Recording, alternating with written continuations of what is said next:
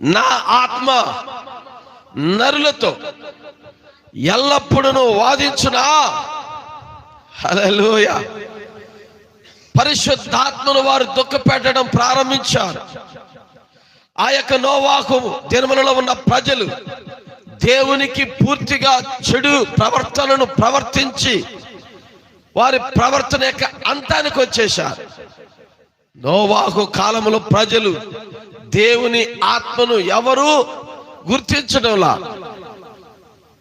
పరిశుద్ధాత్మకు వారు భిన్నంగా మారిపోయారు. పరిశుద్ధాత్మ యొక్క ఆనవాలు ఆ దేశంలో ఇంకా ఎక్కడ కనబడ్డంలా పూర్తిగా బలాత్కారంతో నిండిపోయిందని రాయబడింది. భూమి అంతా కూడా దయ్య